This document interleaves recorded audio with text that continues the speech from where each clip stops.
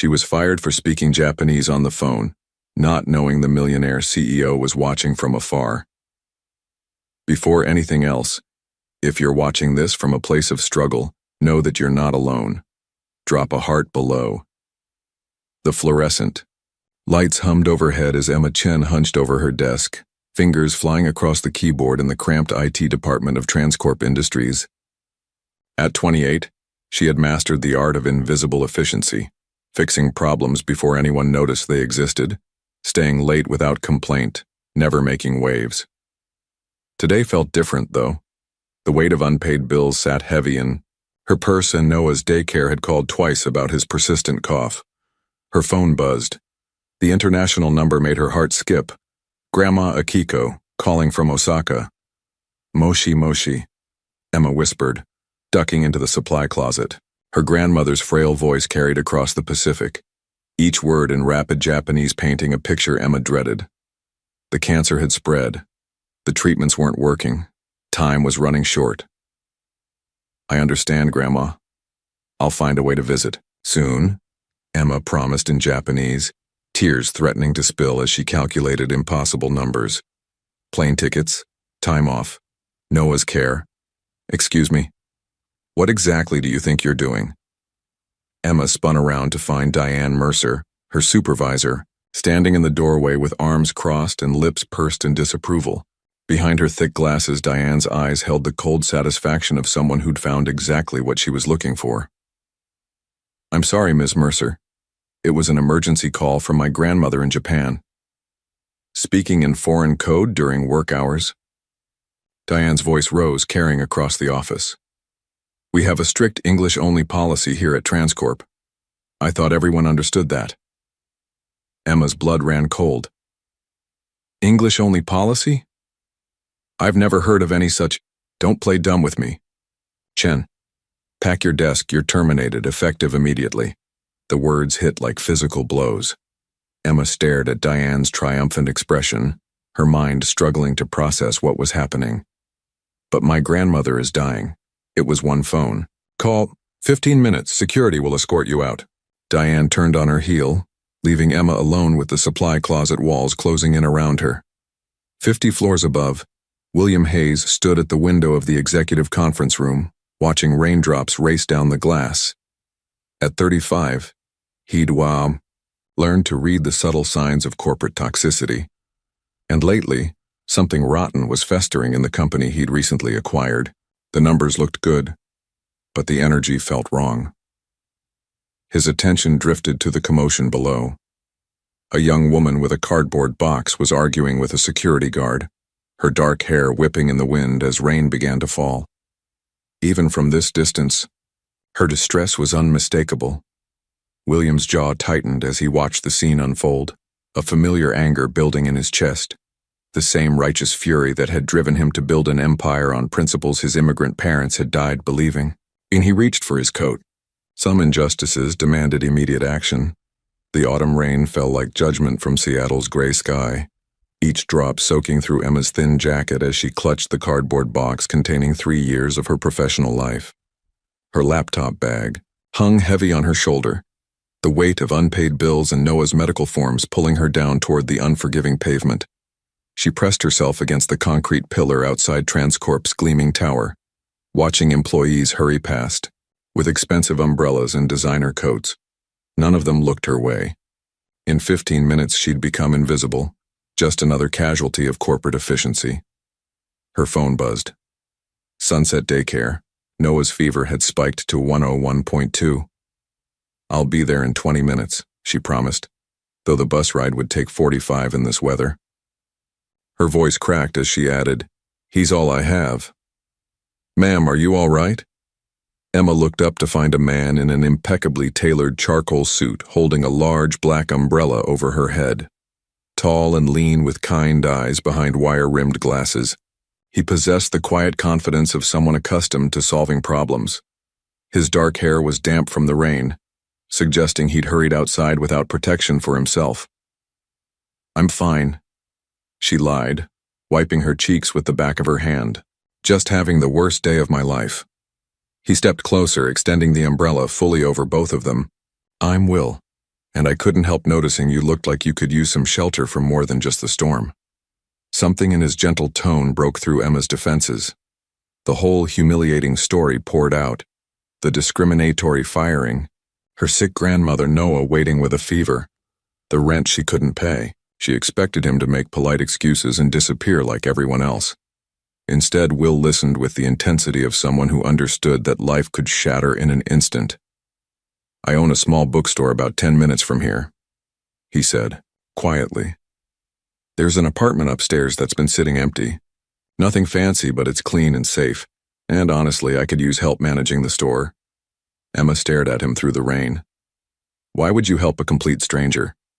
Will's expression darkened briefly, as if remembering something painful. "Because sometimes we all need someone to believe in second chances. And because I have a feeling you're exactly the kind of person this world needs more of." Thunder rumbled overhead as Emma weighed her options. Trust a stranger or sleep in her car with a sick toddler. The choice wasn't really a choice at all. "Just for tonight," she whispered. Of course, Will smiled, but something in his eyes suggested he hoped it might be longer. "Let's get you and your son somewhere warm." As they walked toward his car, neither noticed the figure watching from the 52nd floor, nor the phone call that followed, a conversation that would change everything.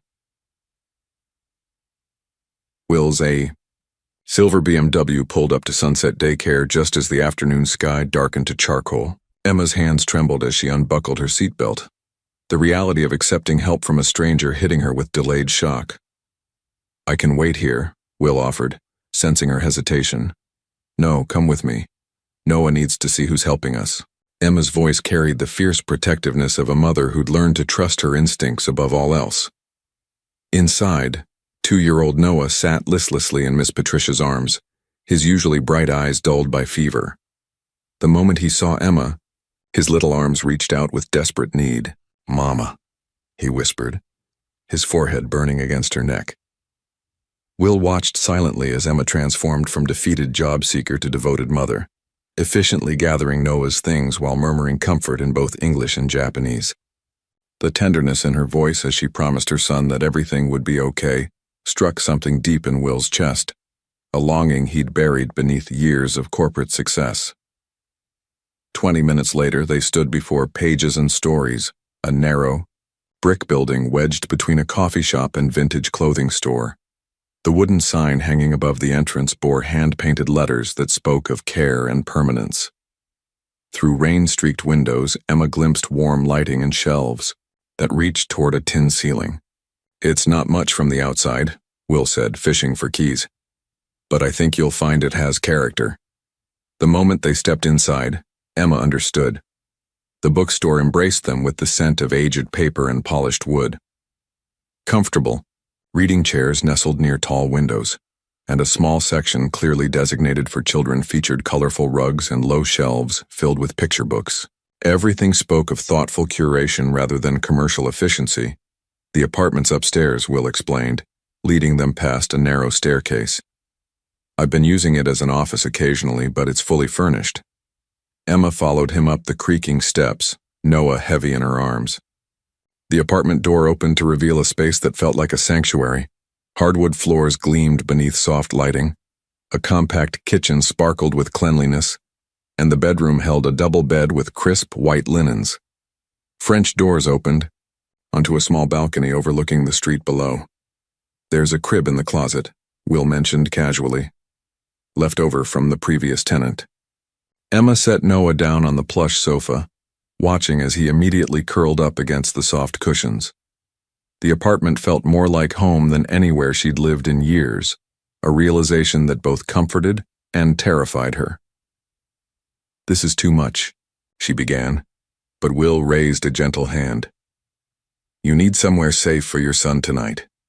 The store needs someone who understands people deserve to be treated with dignity. Seems like perfect timing to me." As if summoned by their conversation, Noah's fever broke into a coughing fit that left him gasping. Emma knelt beside him, her expert hands checking his temperature and breathing with practiced medical precision that surprised Will. "He needs medicine and rest," she murmured, more to herself than to Will. "I should take him to urgent care, but without insurance. There's a pediatrician 3 blocks away, Dr. Sarah Martinez. Tell her I sent you. Emma looked up sharply. You seem to have solutions for everything. Why? Will's expression grew serious as he watched Noah's labored breathing. Because some battles are worth fighting and some people are worth protecting. Your son needs you strong, not broken. After Will left, Emma finally allowed herself to cry. Great shuddering sobs of relief and terror and gratitude. As Noah slept peacefully for the first time in days, she stood at those French doors watching. Rain streaked down the glass, wondering if she'd stumbled into salvation or simply delayed her inevitable fall. In the bookstore below, a light remained on long past closing time.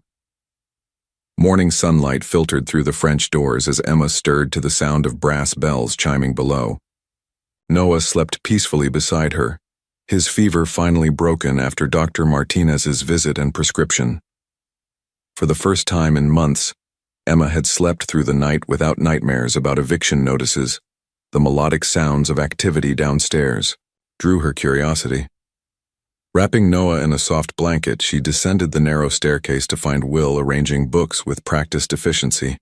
He moved through the space like someone intimately familiar with every shelf and corner. Good morning, he said without looking up, somehow sensing their presence. How's our patient? Much better, thanks to your Dr. Martinez. Emma settled Noah in the children's section, where he immediately gravitated toward a colorful book about trains. You were up early. Will straightened, brushing dust from his hands. Coffee shop opens at 6, and I like to have everything ready before the morning rush. He paused, studying her face. I have a proposition for you. Emma tensed. In her experience, propositions from men usually came with strings attached. The store owner is traveling in Europe for the next few months, Will continued, seemingly oblivious to her wariness. I've been managing things, but honestly, I'm better with numbers than customers. You have a gift for making people feel heard, something this place needs. I don't know anything about running a bookstore, but you understand what it means to be dismissed and overlooked. Half our customers come here because they're lonely, not because they need another novel. Will's voice carried conviction. I'm offering you the manager position, full-time salary, health benefits for you and Noah. Emma's pride warred with practicality. I appreciate everything you've done, but I'm a tech specialist. I need to get back to my career field. Of course, this would just be temporary, until you find the right opportunity. Throughout the day, Emma found herself observing Will with growing curiosity. He handled vendor calls with corporate authority, made financial decisions without consulting anyone, and spoke about inventory management with the fluency of someone who'd built businesses rather than simply worked in them. When a customer complained about pricing, Will adjusted it with the confidence of an owner, not an employee. That evening, after Noah fell asleep, Emma opened her laptop to search job boards. A news article caught her attention. Hayes Group acquires Transcorp Industries in $2.8 billion deal. The accompanying photo showed a man in an expensive suit shaking hands with Transcorp's board members. Emma's blood turned to ice. The man in the photograph was Will, identified as William Hayes, CEO of Hayes Group. Her fingers trembled as she read further. The acquisition had happened 3 weeks ago. William Hayes, described as a visionary leader committed to corporate transformation, had personally overseen the transition. The article praised his hands-on approach and dedication to understanding every aspect of his acquisitions. Emma stared at the screen, fragments of the past 2 days rearranging themselves into a different picture. Will hadn't stumbled upon her by chance. He'd been at Transcorp, possibly witnessing her humiliation firsthand.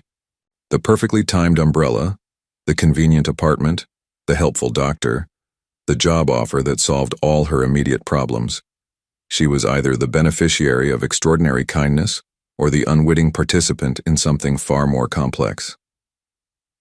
Outside, rain began to fall again, drumming against the windows like questions she wasn't sure she wanted answered.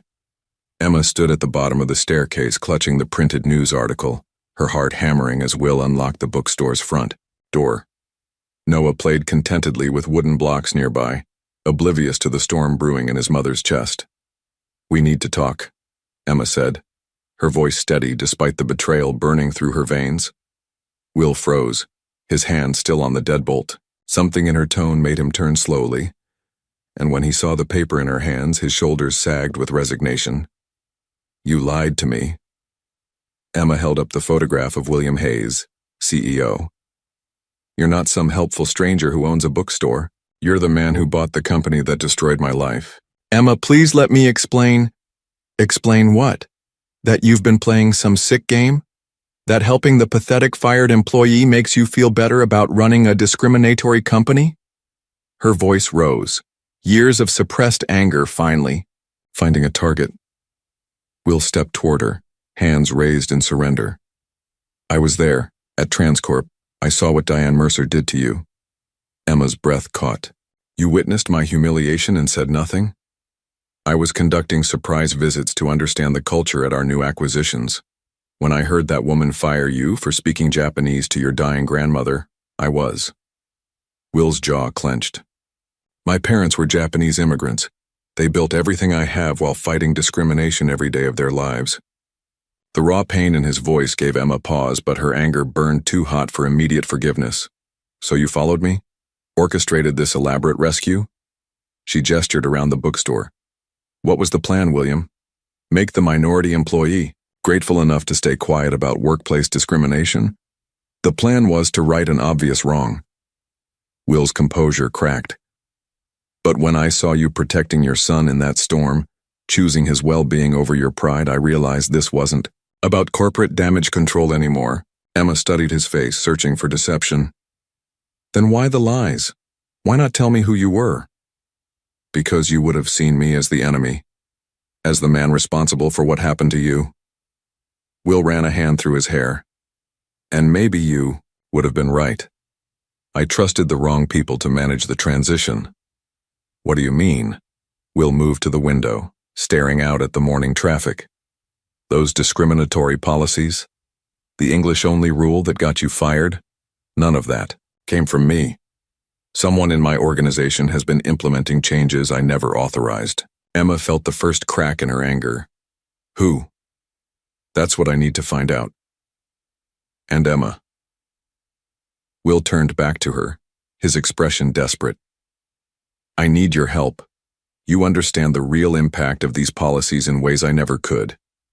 Help me identify who's responsible and make this right." Emma looked down at Noah, who had abandoned his blocks and was tugging at her pajama pants. Everything in her screamed to run, to protect herself and her son from whatever corporate game was being played. But something in Will's eyes reminded her of her own desperate moments, the look of someone fighting for principles bigger than personal comfort. "If I help you," she said slowly, "I want the truth, all of it. No more convenient omissions. You have my word. And when this is over, I want my job back, not charity, a real position based on my qualifications." Will nodded solemnly. "Deal." As they shook hands, neither noticed the black sedan that had been parked across the street since dawn, or the telephoto lens capturing their agreement through the bookstore window. 3 days into their uneasy alliance, Emma was rearranging the travel section when the brass bells announced an unexpected visitor. The man who entered moved with the predatory confidence of someone accustomed to owning every room he entered. Older than Will by several years, he possessed the same strong jawline, but none of the warmth. His steel gray suit probably cost more than Emma's former monthly salary. "Victor." Will's voice carried a note of warning as he emerged from behind the counter. "I wasn't expecting you." "Clearly." Victor Hayes surveyed the bookstore with barely concealed disdain before his gaze settled on Emma. And who might this be? Emma felt the temperature in the room drop as Victor's pale eyes assessed her like a balance sheet, calculating value, searching for weaknesses. Behind the children's section, Noah babbled happily in his portable playpen, completely unaware of the predator studying him. "This is Emma Chen, our temporary manager," Will said carefully. "Emma, my brother Victor, COO of Hayes Group." Recognition flickered across Victor's face like lightning before clouds. Chen, as in Emma Chen, formerly of Transcorp Industries IT department. Emma's stomach lurched. Yes. Fascinating. Victor's smile held no warmth. Small world, isn't it, William? Finding your former employee playing house in our parents' old bookstore. The casual cruelty in his voice made Emma step protectively toward Noah's playpen. She caught Will's sharp intake of breath at the mention of their parents. Victor, perhaps we should discuss business privately, Will suggested, tension radiating from his rigid posture. Oh, but this is business, little brother. Victor removed his leather gloves with deliberate precision.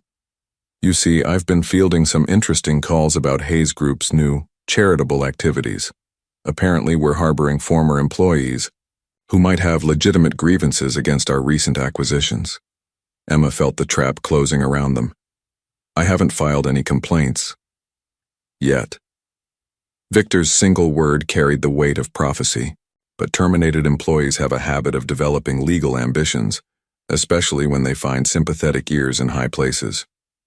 Will stepped between Emma and his brother. That's enough, Victor. Is it? Victor circled them like a shark sensing blood. Tell me, William, what exactly do you know about Ms. Chen's termination, the circumstances? The allegations she might make? I know she was fired illegally for speaking her native language to her dying grandmother, Will replied, each word carefully controlled. Victor's eyebrows rose in mock surprise. And how would you know that?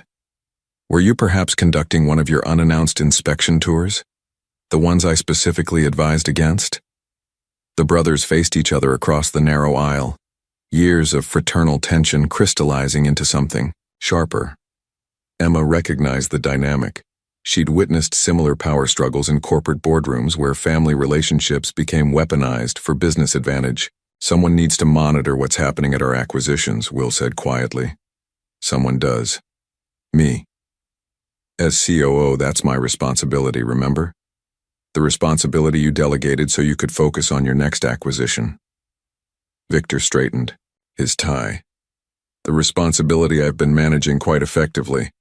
Emma's blood chilled as pieces clicked into place. Victor had been overseeing Transcorp's transition. Victor would have authorized policy changes. Victor had the power to implement discriminatory practices.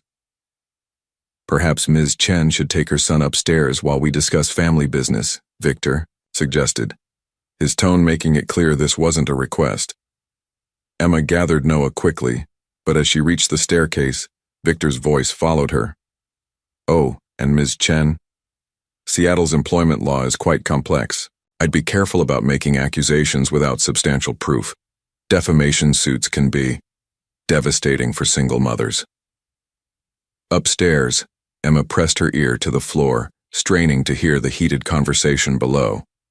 What she caught made her blood run cold. Your bleeding heart will destroy everything we've built. Policies you implemented without my knowledge. Naive fool who thinks business runs on good intentions. When silence finally fell, Emma heard Will's heavy footsteps on the stairs. His face was ashen, the family resemblance to Victor suddenly more pronounced in his exhaustion. We have a problem, he said quietly. A much bigger problem than I realized. Outside, Victor Hayes sat in his Mercedes making a phone call that would change everything. Diane, it's Victor Hayes. We need to talk about Emma Chen. And this conversation never happened.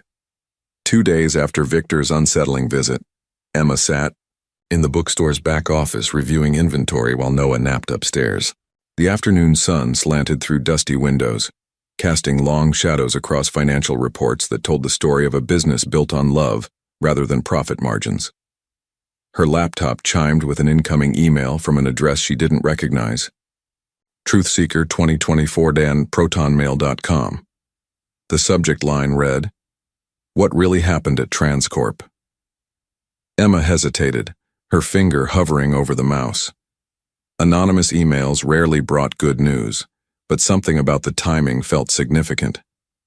She opened it. Ms. Chen, you deserve to know the truth about your termination. The attached documents speak for themselves. Use them wisely. A friend who believes in justice. The first attachment made Emma's breath catch.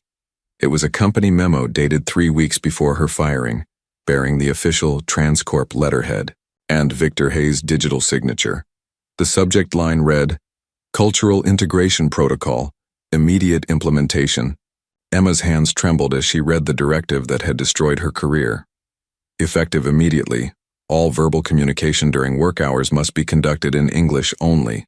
This policy applies specifically to employees of Asian and Latino heritage who may use their native languages to exclude colleagues or share confidential information inappropriately. The clinical language couldn't disguise the document's vicious intent. This wasn't about workplace efficiency. It was targeted discrimination dressed in corporate speak. The second attachment was worse. A spreadsheet titled, "Workforce Optimization." Q3 results listed terminations from the past 6 months. Emma scanned the names, her heart sinking with each entry. Maria Gonzalez, fired for insubordination after requesting Spanish translation services for her elderly clients. David Kim, terminated for cultural insensitivity after discussing Korean business practices with international partners. Jennifer Nakamura, dismissed for policy violations after speaking Japanese during her lunch break. 23 names in total. 21 were employees of Asian or Latino heritage. Emma printed everything, her hands shaking as page after page of evidence emerged from the old laser printer. This wasn't random corporate restructuring. It was systematic ethnic cleansing, disguised as efficiency improvements. "Emma?" Will's voice carried from the storefront. "Everything all right back there?" She gathered the documents, unsure how to begin explaining what she'd discovered. Will appeared in the doorway, took one look at her expression, and immediately moved to close the office door. "What is it?" Emma handed him the printed memo.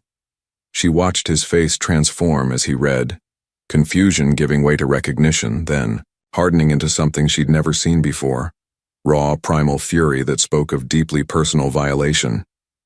"This came from Victor," he said, his voice barely above a whisper. "There's more." Emma showed him the termination spreadsheet. Will studied the names, his breathing growing shallower with each entry. When he reached the bottom, he set the pages down with exaggerated care, as if they were made of explosives.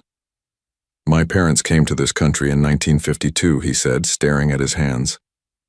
Dad was Hiroshi Hayes. He changed his name from Hiroshi Hayashi when they settled in California. Mom was Michiko. They built Hayes Group from nothing, working 16-hour days while people spat at them in the streets and called them names I won't repeat." Emma waited, sensing this was a story Will rarely shared. "They taught me that success meant lifting others up, not pushing them down. That a company's character mattered more than its quarterly profits." Will's voice cracked. "Victor knows this. History. He grew up hearing the same stories, enduring the same lessons about dignity and respect." Will stood abruptly, pacing to the small window that overlooked the alley. "He didn't just implement discriminatory policies. He betrayed everything our parents died believing in." "William?" Emma's voice was gentle but firm.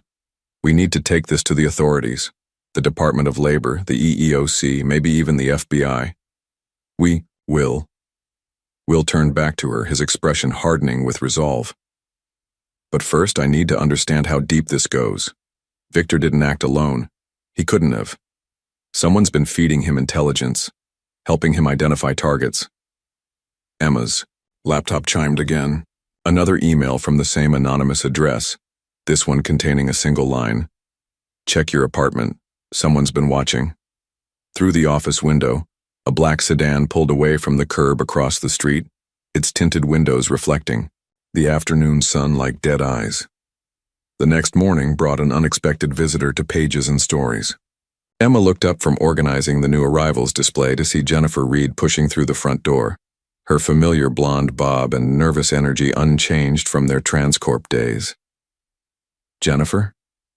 Emma set down the stack of novels, surprised by the mixture of relief and wariness flooding through her. "What are you doing here? I heard through the grapevine that you were working at this little bookstore." Jennifer's smile seemed forced as she glanced around the cozy interior.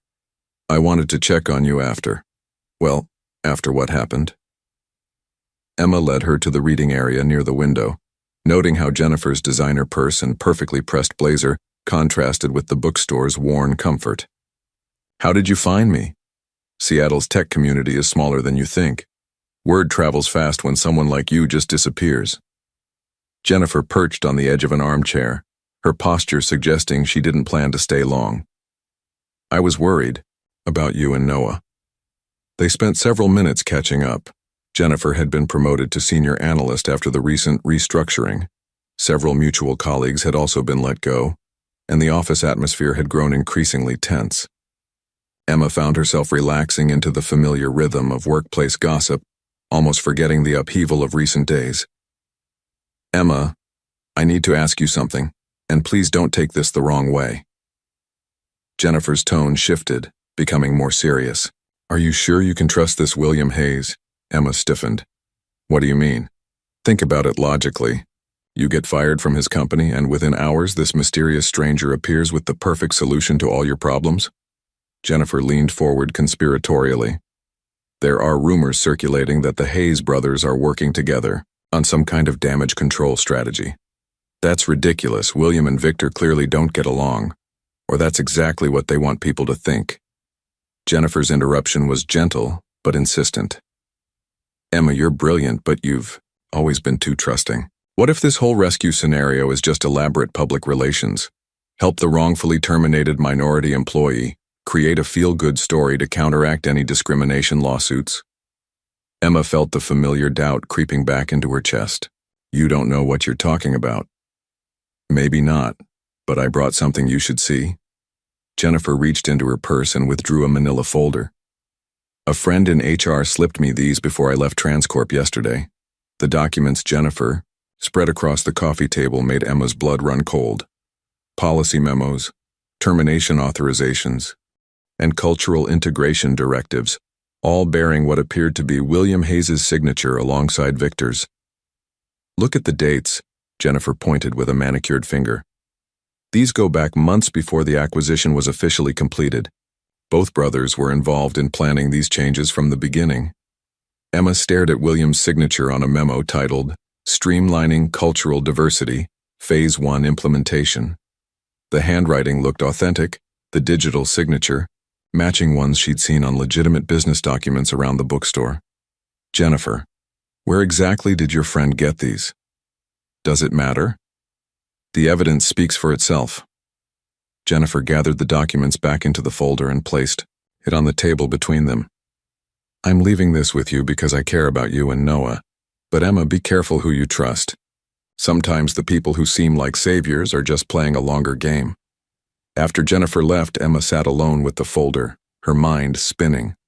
Upstairs, Noah's laughter echoed from his afternoon play session, a sound of innocence that made her chest tighten with protective fear. When Will returned from his vendor meetings, he found Emma sitting in the office, the controversial documents spread before her like tarot cards predicting disaster. "We need to talk," she said, her voice hollow. "Right now." Chapter 9. The break-in. Emma climbed the narrow staircase to her apartment that evening with leaden feet, Will's explanations about the forged signatures still echoing in her mind. He'd seemed genuinely shocked by the documents Jennifer had provided, his forensic examination revealing subtle inconsistencies in the digital signatures that suggested sophisticated forgery. But doubt gnawed at her like a persistent ache. The apartment door stood slightly ajar. Emma's maternal instinct screamed danger as she pushed the door open with trembling fingers. The cozy sanctuary that had become their refuge was destroyed, furniture overturned, drawers emptied onto the hardwood floor, her laptop bag dumped beside the sofa with its contents scattered like digital entrails. On the coffee table, arranged with deliberate precision, lay the manila folder containing the Transcorp documents she'd hidden beneath Noah's crib mattress. Beside it sat a single sheet of paper with words that made her blood freeze. Some secrets should stay buried. Take your son and disappear. There's $50,000 cash in the kitchen drawer. This is your only warning. Emma's hands shook as she rushed to the kitchen, yanking open drawers until she found the money. Crisp hundreds bound with bank straps, more cash than she'd ever seen in one place. The reality of the threat hit her like a physical blow. Someone had been watching, waiting, planning. She grabbed Noah's diaper bag with frantic efficiency, stuffing clothes and essentials while her mind raced through escape routes. The bus station, maybe a cheap motel across town until she could figure out what to do next. Her grandmother's voice echoed from their last phone call. Sometimes running is the only way to protect what matters most. Noah stirred in his crib. As she lifted him, his sleepy protest cutting through her panic. "It's okay, baby," she whispered, wrapping him in his favorite blanket. "Mama's going to keep you safe." Heavy footsteps on the staircase made her freeze. The front door was still open. Had her intruder returned? Emma clutched Noah closer, scanning the apartment for anything she could use as a weapon. "Emma? I saw the door." Will's voice stopped abruptly as he took in the destruction. Relief and suspicion warred in Emma's chest as he stepped carefully through the debris, his face cycling through shock, anger, and something that looked like fear. "Did you do this?" The question escaped before she could stop it. Will's expression shattered. "How can you even ask that?" "Because I don't know who to trust anymore." Emma's voice cracked as weeks of accumulated stress exploded. "Someone knew exactly where I hid those documents. Someone had keys to this apartment. Someone knows enough about my situation to know that $50,000 would be impossible to refuse." Will approached slowly, hands visible and empty, as if calming a wounded animal. "Emma, I swear on my parents' graves that I had nothing to do with this." "Then who? Who else knows about the documents? Who else has access?" "Victor." The name dropped between them like a stone into still water. "He's the only one who knew you were living here. He has master keys to all Hayes Group properties." Emma stared at the threatening note, its block letters professionally printed rather than handwritten. "Why would he go this far?" "Because we're getting close to something that could destroy him." Will's voice carried grim certainty. "Emma, I need you to tell me everything. Every conversation, every document, every person who's contacted you since this began. If we're going to survive this, I need the complete truth."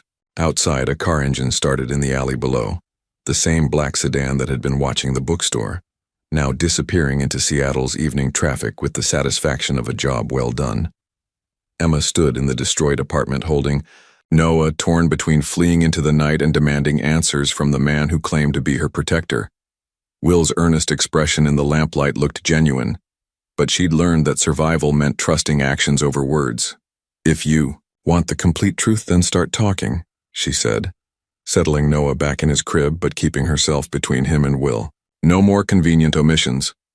Will ran both hands through his hair, the gesture of a man preparing to reveal his deepest secrets. "The company is under federal investigation for systematic discrimination. Has been for 3 months. Emma's breath caught. "What?" "The Department of Labor received multiple complaints about Transcorp before we even completed the acquisition. Anonymous tips about discriminatory hiring practices, workplace harassment, suspicious termination patterns." Will moved to the window, checking the street below before continuing. "When I took control, I found evidence of policy changes that violated federal employment law." "And you said nothing?" "I thought Victor was handling the cleanup," he assured me. "The problematic policies were being reversed, that we were cooperating fully with investigators." Will's voice carried the weight of betrayed trust. "I was focused on 2 other acquisitions, trusting my brother to manage the day-to-day operations." Emma studied his profile against the window. But Victor was making things worse. Not just worse. Calculated. Systematic. He created policies specifically designed to drive out protected classes while maintaining plausible deniability. Will turned back to her, his expression haunted. "Emma, your termination wasn't random workplace discrimination. It was a test case. The implications hit her like ice water." "A test case for what?" "To see if they could fire someone for speaking their native language and frame it as policy enforcement. If it worked with you, they'd roll out similar strategies, company-wide." Will's hands clenched into fists. "You were chosen because you were competent, well-liked, and had no obvious legal resources." The perfect victim. Emma sank onto the couch, the pieces finally forming a complete picture. That's why you helped me. Guilt over being part of a system that targeted me specifically. It started that way, Will admitted. But Emma, watching you fight for your son while maintaining your dignity, seeing you rebuild your life from nothing. He paused, vulnerability replacing corporate authority in his voice. It stopped being about corporate responsibility weeks ago. Then what is it about? Will met her eyes directly. It's about the fact that I've spent years building companies but never building a life. About realizing that all my success means nothing if I can't protect the people who matter most. Emma felt her defenses wavering. How do I know you're telling the truth about the forged signatures? Will pulled out his phone, scrolling through email attachments. Because I hired a forensic document examiner yesterday. Look. The analysis was thorough and damning. The signatures on Jennifer's documents showed digital manipulation, layers added after initial creation, metadata inconsistencies, pixel-level alterations that proved forgery. Victor hadn't just betrayed his brother, he'd framed him with sophisticated precision. He's been planning this for months, Will continued, creating evidence that would make me the scapegoat if the federal investigation expanded. If I go down for discrimination, Victor takes control of Hayes Group with a clean reputation. Emma studied the forensic report, her technical background, helping her understand the digital evidence. This proves the documents are fake, but it doesn't prove Victor created them. No, but it proves someone with significant resources and technical expertise did. Someone with access to my legitimate signature samples and official company systems. Will's expression hardened. Someone who benefits from my destruction. Outside, the black sedan returned, parking across the street with its engine running. We need to leave, Will said urgently. Now. As Emma gathered Noah and the evidence, she realized they'd crossed a line. This wasn't about her wrongful termination anymore. It was about corporate warfare with federal implications, and they were caught in the crossfire. The Hayes Group headquarters rose 52 floors above downtown Seattle, its glass and steel facade reflecting the gray morning sky like a corporate mirror. Emma sat in Will's BMW outside the building, Noah asleep in his car seat while she tested the wireless earpiece Will had given her. Are you sure about this? She whispered into the microphone. Will's voice crackled through the earpiece from the executive elevator. I need a witness to whatever Victor says, someone the federal investigators will believe. Emma watched through the tinted windows as employees hurried past on the sidewalk below, unaware that their company's future was about to be decided in a conference room high above their heads. The wireless receiver in her lap would broadcast every word of the confrontation between brothers. Victor's here, Will's voice reported. I'm going in. Emma heard the elevator doors open, followed by footsteps on polished marble. Will had arranged the meeting under the pretense of discussing quarterly projections, but both brothers knew this was about much more than numbers. William. Victor's voice carried its usual authority. You sounded urgent on the phone. We need to discuss the Transcorp situation. The federal investigation has expanded. A pause, then Victor's laugh, cold and calculating. Has it now? And what does that have to do with me? Everything. Will's voice hardened. I know about the forged documents, Victor. The signatures, the policy memos, the systematic targeting of minority employees. Emma heard papers rustling, presumably Will spreading the forensic evidence across the conference table. Impressive work, Victor said after a moment. Though I'm not sure what you're implying. I'm not implying anything. I'm stating facts. You implemented discriminatory policies, framed me for authorization, and created a paper trail that would destroy my reputation if the investigation intensified. Such dramatic language, little brother. Victor's voice carried amusement now. You always were prone to emotional outbursts. 23 employees, Victor. 23 people fired for speaking their native languages, practicing their cultural traditions, or simply existing while non-white in your corporate vision. The silence stretched long enough that Emma wondered if the connection had failed. Then Victor's voice returned, stripped of its earlier mockery. You want to know the truth? Fine. Yes, I implemented those policies, yes, I targeted specific demographics, and yes, I made sure your signatures appeared on the authorization documents.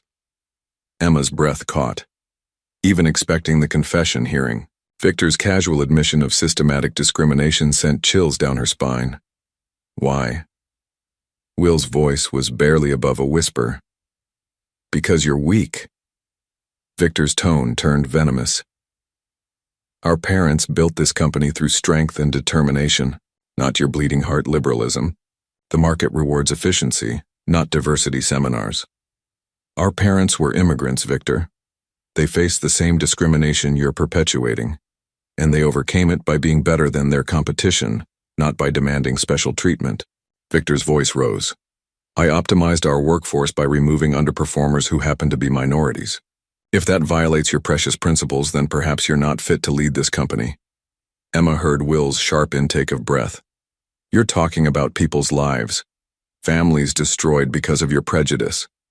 I'm talking about quarterly profits and shareholder value. Emma Chen was an adequate IT technician who cost us thousands in productivity every time she took personal calls in Japanese. Removing her improved efficiency. You destroyed her life to save money on phone bills? I removed a distraction and sent a message to other employees about professional standards. Victor's voice carried the satisfaction of a predator describing a successful hunt. Though I admit, I didn't anticipate your white knight complex. Confrontation was escalating beyond Emma's worst fears. She heard chairs scraping as if one of the brothers had stood. You're finished, Victor. I'm taking this evidence to the federal investigators myself. Victor's laugh was pure poison. Are you? Because I've already presented the board with evidence of your gross negligence and emotional instability. Your little romance with that fired employee has compromised your judgment beyond repair. The board will see the forensic evidence. The board will see what I show them. And what I've shown them is a CEO who authorized discriminatory policies, then tried to cover them up by manipulating a victim. Victor's voice turned triumphant. Congratulations, William, you've just confessed to everything. The line went dead. The Hayes Group boardroom buzzed with tension as Emma sat in the observation gallery, Noah sleeping peacefully in her arms, while corporate warfare unfolded below. Will had requested an emergency board meeting to expose Victor's discrimination scheme, but something felt wrong. The board members' expressions were too knowing, too prepared. Victor stood at the head of the polished table, his presentation already loaded on the wall screen. Before we begin, I must address a serious concern about William's fitness to lead this company. Emma's stomach dropped as she realized the trap. Victor had anticipated this confrontation.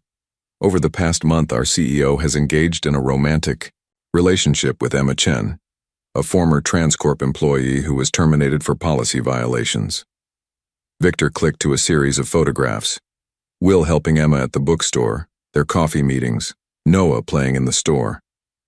This relationship began immediately after her termination and has clearly compromised his judgment. Board member Margaret Walsh frowned. Victor, what are you suggesting? I'm suggesting that William authorized discriminatory policies at Transcorp, then manipulated Ms. Chen to prevent her from filing complaints. Victor's voice carried calculated grief. The evidence is overwhelming. The screen filled with the forged documents Jennifer had shown Emma, but now presented as legitimate proof of Will's guilt. Emma watched in horror as Victor systematically destroyed his brother's reputation with lies wrapped in corporate sophistication. Will stood, his face pale. Those documents are forgeries, are they? Victor produced a folder. These are the digital records from your executive assistant's computer, showing your authorization of every policy change, timestamps, IP addresses, administrative access, logs.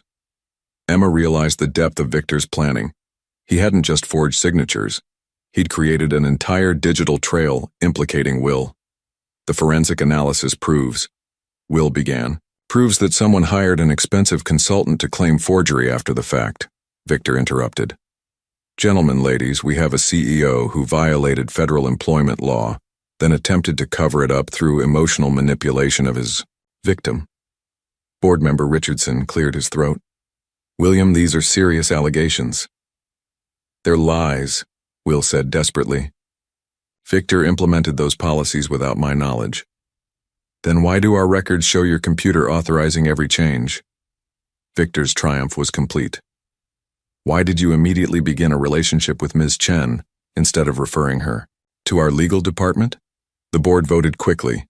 Temporary suspension of William Hayes pending a full investigation, with Victor assuming interim leadership. As security escorted Will from the building, he looked up at Emma in the gallery. His expression carried defeat, but his eyes held a promise. This wasn't over. In the parking garage, Victor's phone buzzed with a text from an unknown number. "Recording complete. Thank you for the confession." The hunter had become the hunted. 3. Days after Will's humiliating ejection from the boardroom, Emma received a cryptic text. "Cafe Luna, 2 p.m., come alone. We have friends." She found Will at a corner table in the small neighborhood cafe, far from downtown's corporate towers. Across from him sat an elegant Japanese-American woman in her 50s and a nervous-looking man Emma recognized from Transcorp's finance department. "Emma, meet Melissa Tanaka," Will said as she approached. "She was my mother's best friend and one of Seattle's top employment discrimination attorneys."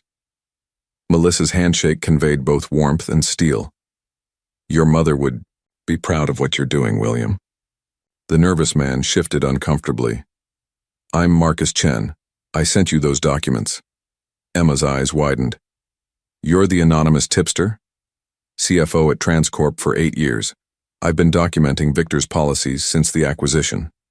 Marcus pulled out a tablet. "I have everything. Internal emails, financial records showing budget allocations for workforce optimization, even recordings of Victor's strategy meetings." Melissa leaned forward. "Marcus approached me yesterday. What Victor did violates multiple federal statutes, but we need more than documentation. We need victims willing to testify." "I've been contacting the terminated employees," Emma said. 17 have agreed to participate in a class action lawsuit. Will's expression shifted from defeat to determined hope. "What do you need from me?" "Your testimony about Victor's confession. The recording Emma made proves intent, but we need your first-hand account of the conspiracy." Melissa's voice carried courtroom authority. "Are you prepared to testify against your own brother?" Will stared into his coffee, years of family loyalty warring with moral obligation. "Victor betrayed everything our parents built. He used their legacy to destroy innocent people's lives." "That's not the only thing he did," Marcus interjected, pulling up financial records on his tablet. "Victor's been embezzling acquisition funds. The discrimination was designed to hide systematic financial fraud."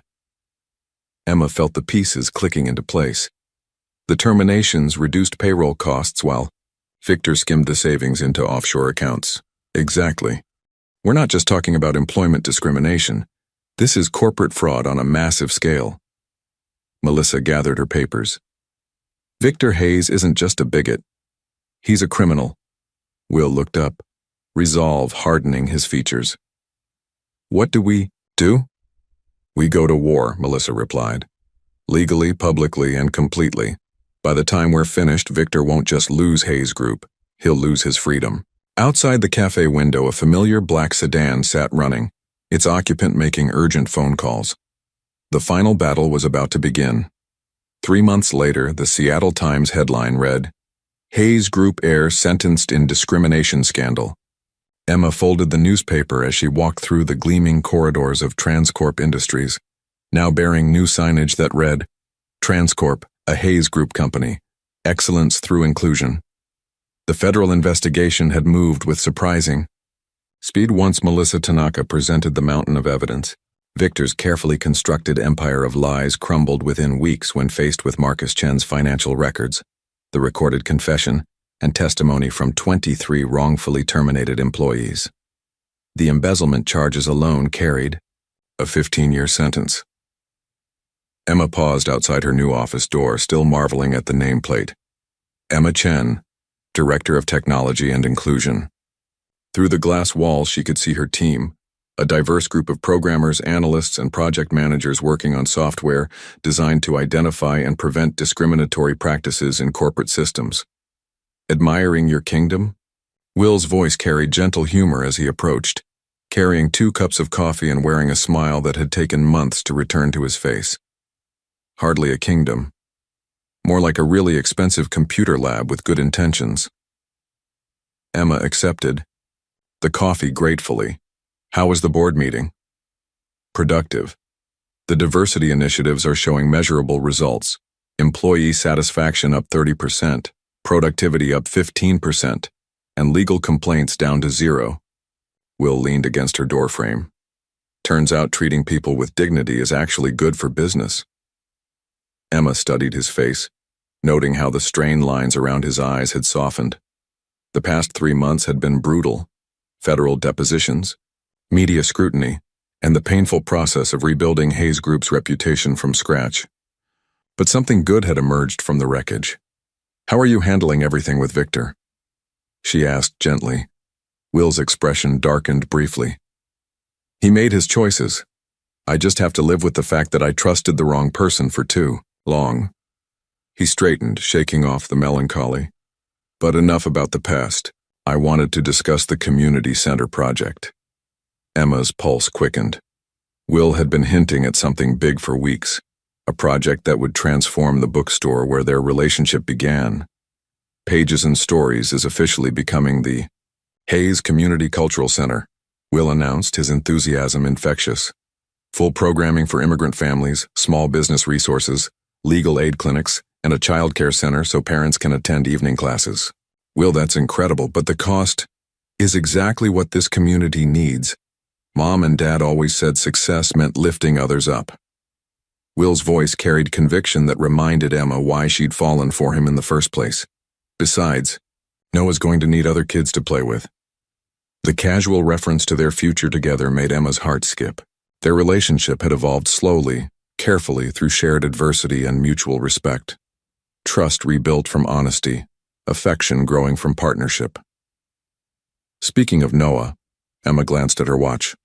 I need to pick him up from daycare. Want to come with me? Always. Will's simple answer carried weight beyond its words.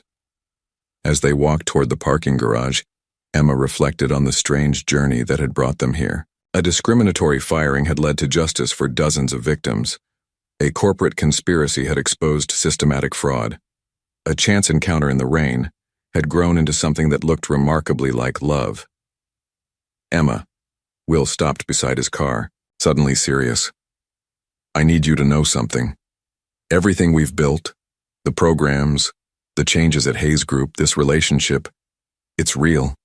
It's not gratitude or guilt or corporate responsibility. Emma stepped closer, studying his face. In the afternoon light. I know. It stopped being about the job or the lawsuit months ago. Then what is it about? Emma smiled, remembering a conversation from what felt like lifetime ago.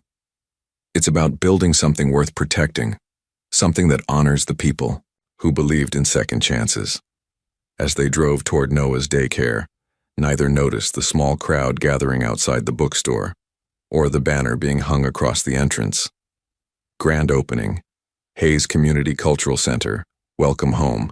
1 year after a desperate phone call in Japanese changed everything, Emma stood before the transformed bookstore watching Seattle's mayor cut a ceremonial ribbon. The brass nameplate now read, Hayes Community Cultural Center, but the warm, lighting and comfortable reading chairs remained, creating a bridge between past and future. Ladies and gentlemen, Mayor Davidson announced to the gathered crowd. It's my honor to dedicate this space to the principles of inclusion, opportunity, and second chances that make our city great. Emma scanned the faces before her. Former Transcorp colleagues who'd found new careers, immigrant families enrolling their children in English classes, small business owners attending the entrepreneurship workshops. Noah toddled between the crowds, his confident steps matching his growing vocabulary that now included words in English, Japanese, and the Spanish he'd learned from Maria Gonzalez, who managed the center's family services. You did this, Will. whispered, appearing beside her with 2 cups of coffee that had become their ritual. We did this, Emma corrected, accepting the warm mug. All of us. The past year had transformed more than just the bookstore. TransCorp's inclusion initiatives had become a national model, attracting companies seeking to implement similar programs. Emma's technology solutions were being adapted across multiple industries, proving that ethical business practices could drive innovation and profit simultaneously. Emma-chan, a familiar voice called from the crowd. Emma's heart soared as she spotted her grandmother Akiko making her way through the celebration, assisted by Dr. Martinez. The experimental treatment in Japan had been successful. Grandma Akiko was not only cancer-free but strong enough to travel to Seattle for an extended visit. Grandma. Emma embraced the small woman who had taught her that dignity survived any hardship. I'm so glad you're here. I wouldn't miss seeing what my granddaughter built from her tears, Akiko replied in accented English, then switched to Japanese. Your parents would be so proud. Will approached respectfully, bowing slightly in the traditional manner. Mrs. Yamamoto, it's an honor to finally meet you. Emma speaks of you constantly. Akiko studied Will with the sharp eyes of someone who'd survived too much to be easily impressed. After a moment, she smiled. You are the one who helped my Emma when she had nothing? She helped herself, I just provided an umbrella. A good man provides shelter from storms he didn't create. Akiko nodded approvingly. You have my blessing. Emma looked between them confused, but Will was already moving toward the small stage at the front of the room. If I could have everyone's attention, Will called, his voice carrying the authority of someone who'd learned to lead through service rather than command. Today marks not just the opening of this center, but the first anniversary of our Technology and Inclusion Division at TransCorp. Applause filled the room as Emma was gently guided toward the stage, Noah somehow appearing in her arms, as if drawn by magnetic force. A year ago, Emma Chen was fired for speaking Japanese to her dying grandmother. Will continued, his voice steady despite the emotion underlying each word. That act of discrimination became the catalyst for transformation, not just of a company, but of an entire approach to business ethics. Emma felt tears threatening as Will's words painted the journey they'd shared. The investigation that brought justice to 23 wrongfully terminated employees, the corporate restructuring that eliminated discriminatory practices, the community programs that had touched hundreds of lives. But tonight isn't about corporate success or legal victories, Will said, his eyes finding Emma's. It's about family. The family we're born into, the family we choose, and the family we build from love, respect, and shared values. Will stepped closer, reaching into his jacket pocket. Emma, you taught me that true leadership means lifting others up, that real success is measured in lives improved rather than profits maximized. The room fell silent as Will dropped to one knee, producing a simple platinum ring that caught the warm light like a promise. This bookstore belonged to my parents, immigrants who believed America's strength came from its diversity. They would have loved you and Noah, just as I do. Will's voice cracked slightly. Will you marry me? Will you help me build a legacy they would be proud of? Through her tears, Emma saw the faces surrounding them. Friends who'd become family, colleagues who'd become advocates, strangers who'd become community. This wasn't just a proposal. It was an invitation to continue building something larger than themselves. Yes, she whispered, then louder, yes. As Will slipped the ring onto her finger, Noah clapped his hands and shouted his newest word, Papa. The room erupted in celebration, but Emma heard only Will's whispered promise. We're going to establish the Hayashi Chen Foundation for Immigrant Families. Our parents' names together, helping others find their own second chances. As they kissed, amid the cheers of their chosen family, Emma realized this wasn't an ending. It was the beginning of a story that would touch lives they'd never meet, in ways they couldn't yet imagine. Outside, snow began to fall on Seattle, each flake unique and beautiful, joining others to create something bigger than the sum of its parts.